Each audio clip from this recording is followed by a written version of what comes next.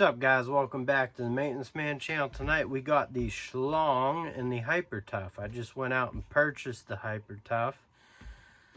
We got 12 volt cordless ratchet, 3/8 inch drive. I believe it was $30 some, 34. I thought it would be a good test. I might do that, set up some future tests with them to see what their actual torque value is. I believe this claims 44 max torque, 400 inch-pounds, 45 newton meters. It's 2.7 pounds. Size wise, they're about the same. The Slong's a little longer. Now I do have the long size of the Slong. Everyone likes the long Slong. I got the long neck.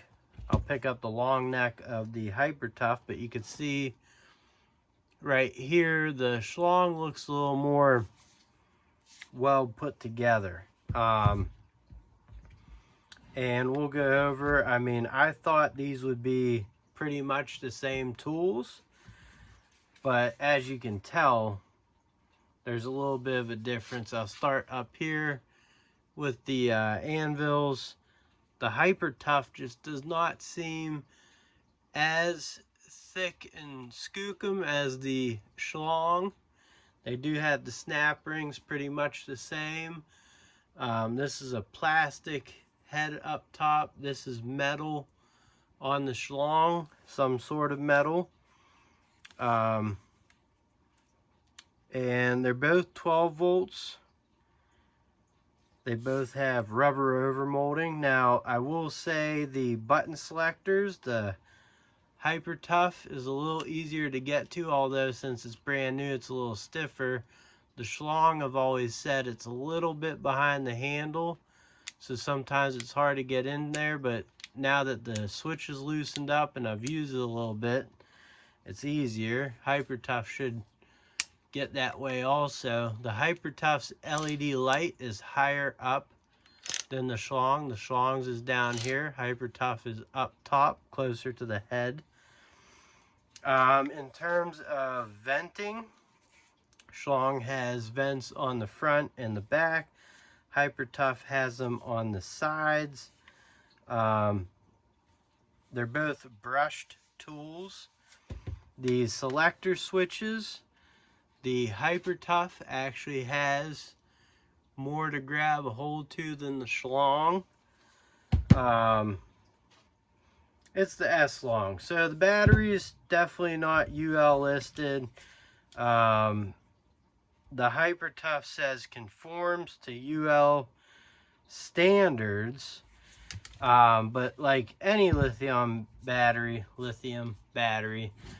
don't set and forget. Make sure you put them on and you realize that the battery's on. You take them off immediately when they're done. It'd be like not neutering or spading your cat and dog, and they will catch on fire. So it's just good practice. Now the head of both of them, you can see they're kind of out of focus, but there you go. You got some ripply effect on that. The Slong's a little bit better machined. Both have a ball detent on the anvil. I will say the Slong has a very nice variable speed trigger, and it looks like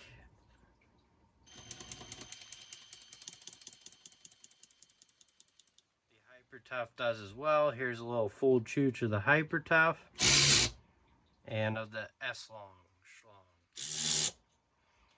This just sounds a little better. Grease in both of them, but I just wanted to get, one of these smells really bad. Just wanted to give you a little overview comparison of a thing coming up soon. I'll probably get the long reach. This has held up great. I have a few viewers that have bought them. Any of my viewers that have bought them and watch this video, leave a comment down in the comments and let everyone know how you've been enjoying them or not enjoying them. The paddle switch trigger on the Slong is definitely a little thicker material. Again, though, it's you know, they would be easy to snag on something.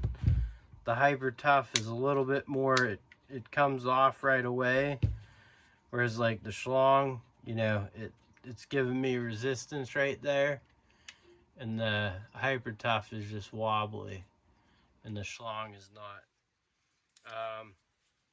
So yeah, I mean, I do budget-friendly tools. I'm not saying you guys should go out and buy these.